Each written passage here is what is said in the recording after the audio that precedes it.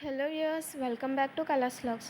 నేను మీకు ఈరోజు ఈ వీడియోలో రొటీన్గా ఎప్పుడు మనం చేసుకునే దోశలు కాకుండా వెరైటీగా హెల్తీగా ఇంట్లో దోశలు ఎలా తయారు చేసుకోవాలో మీకు ఈ వీడియోలో చూపించబోతున్నానండి. సో ఇంకెందుకు ఆలస్యం ప్రాసెస్లోకి వెళ్ళిపోదాము. ముందుగా మనం జనరల్గా తీసుకునే ఇడ్లీ రుబ్బినే తీసుకుందామండి.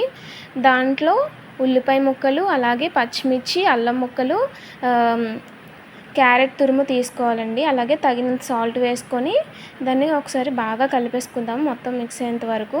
ఆ తర్వాత కొద్దిగా కొత్తిమీర కూడా వేసుకొని కలిపేసుకుందాము. సో దీంట్లో మనం వెజిటేబుల్స్ వేసాం కదా, సో ఇది చాలా హెల్దీ అండి.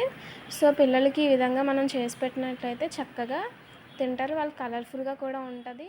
సో వాళ్ళు తినడానికి ఇష్టపడుతూ ఉంటారండి. పిల్లలే కాదు, ఎవరికైనా ఇది చాలా హెల్దీ. సో తప్పకుండా ఈ రెసిపీని మీ ఇంట్లో ట్రై చేయండి. ఎలా వచ్చింది మా కామెంట్ సెక్షన్లో తెలియజేయండి. సో ఇప్పుడు మొత్తం మనం బాగా మిక్స్ చేసుకున్నాం కదా, ఒకసారి మీరు టేస్ట్ అడ్జస్ట్ చేసుకొని సాల్ట్ సరిపోయిందో లేదో కూడా అడ్జస్ట్ చేసుకోండి. ఇప్పుడు నెక్స్ట్ ప్రాసెస్లోకి వెళ్ళిపోదాము. స్టవ్ ఆన్ చేసుకుందామండి. స్టవ్ ఆన్ చేసుకొని ప్యాన్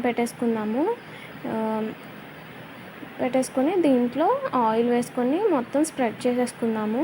ఇది ఆయిల్ బాగా హీట్ అవ్వాలండి. ఇది కాస్త హీట్ అయిన తర్వాత మనం ముందుగా సిద్ధం చేసుకున్నాం కదా బ్యాటర్ని ఇలా వేసుకొని దోశల్లో ఈ విధంగా వేసుకోవాలండి. కొంచెం పలుచగా కాకుండా కొంచెం థిక్గానే వేసుకోవాలి. ఇది మొత్తం వేసుకున్న తర్వాత పైన క్యారెట్ తురుముతో గార్నిష్ చేసుకోవాలండి.